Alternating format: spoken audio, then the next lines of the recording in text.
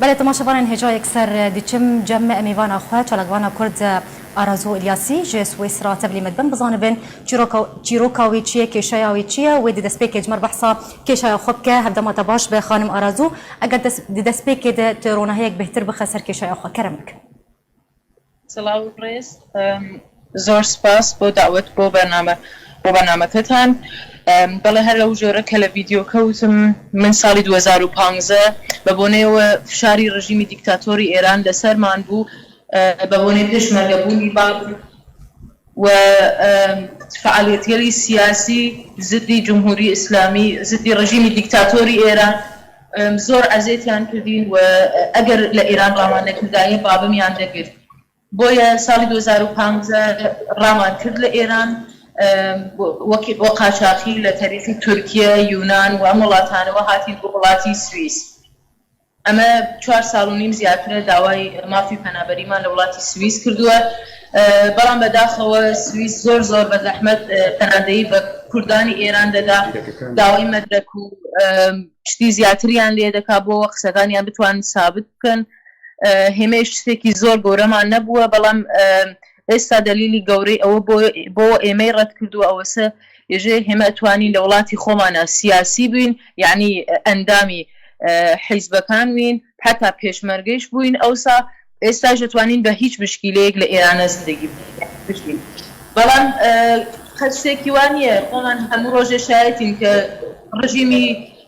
تێرۆریستی ئێران هەموو ڕۆژێ کوور دەکوژێ کۆڵبەر دەکوژێ هەتا تۆ ئەگەر نەزەرێکی خۆ دەربەرابەری ئەم ڕژیمە دەرببڕی تۆ ئەگرن شکنجە دەکەن یا هەتا لە سێدارەتە دەن. باشه خانم آرزو وکن هاتا گوت اوزیدتری 4 سال و نیواچه بویا کو تل سوئیس را دبینه لگل مالبات آخوا جبر چه حتی انها ولات سوئیس رای ما فی نشتجیبونه یانجی پنابری سیاسی ندایته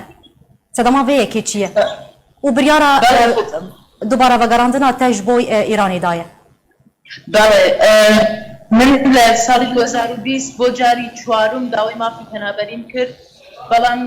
بەداخەوەم جاریشە ڕەدیان کرد و هەرو جۆرە کەوتم یعنی دلیلی ئەسلیان بۆ ئەوە کە منیان ڕەت کردووە ئێژن ئەگەر هێمە تۆ بنیرینەوە بۆ ئێران تۆ هیچ خەتەرێکی گیانیت نییە یعنی ئەتوانی بە هیچ مشکلەیەک وڵاتی ئێران هیچ کارێکی بە تۆ نییە نە تۆ ئەگرێ نە مشکلت بۆ دروستەکە ئەگەر تۆ ئێستا بۆ ئێران بڕۆیتەوە بەڵام وایە نییە يعني إجبار تشد ضمان هذا أبريار در حق تدهاتي صندنج آلية ولاة سويسرا خانم أرازو يعني بو چی هاتين بو سويسرا وڵاتی ئێران ڕژیمی ئێران شکی کردو بە ئەوەی کە بابم سیاسیە کە زدی دەوڵەت فعالیەتی سیاسیە کە بابم قەبلەن پێشمەرگە بووە و زۆر فشارمان لەسەر و دوو جار بابمیان کرد اگر یعنی هر چی جال هر رشیانه کرد تهدیدیانه کرد خانم آرزو ببوره پرسا من جبرچ نها بریارا دوباره وگراندنا تا یعنی جی وگرا تا جالی سویسرا جبوی ایرانی هات صندند ویده میده صدا ما وی کی چی بوچی بریار کمن بهنیرنو بدمان هذا بله لسويسرا واري اگر تو داوي ما في پنابري بكي جاري اول كرد بو اتواني اعتراضك بكي جاري دوميش هربا بلام كاتك اروات دادگاه يعني محكمة يتر بوتو تركي خاطة يعني بعد ولاته جيبيلي منطقة شنغن و ولات السويس بجيبيلي اگر تاو تاريخ داينه بيو بجينيلي بزور او قرين نو بو ولاتي خو بانگا تاج آلیم پیوندیدار چیه حتی کو چهارسرک کشیا ترا وردیتن چت بیجج آلیم پیوندیدار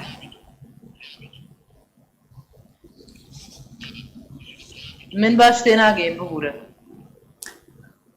بانگ پیامات آلیم پیوندیدار چیه پیام حتی کو چهارسرک کشیا ترا وردیتن خانم آرزو بله پیامی من تنیا ئەوەیە کە سازمانیەکی حقوقی بەشەر مافی مرۆڤ کوردەکان ڕۆژنامەکان تلیزونەکان هەمووی لە پشتی من بن ینی سۆشل میدیا زۆر تەسیرێکی باشی هەیە بۆ ئەوەی کە من هەفتەیەکی تر ئەعترازێکی تر ئەەکەم لە دادگای گەورەی سوئیس بۆ ئەم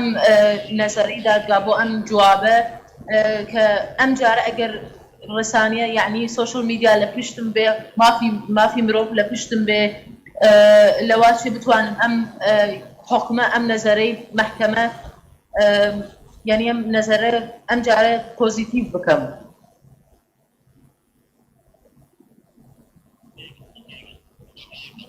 بله گلک سپاس جبوی میوانمه چالکوانا کرد آرازور یاسی جه سویس را چلگلمه بزرگ سپاس لسر آمده بوناته.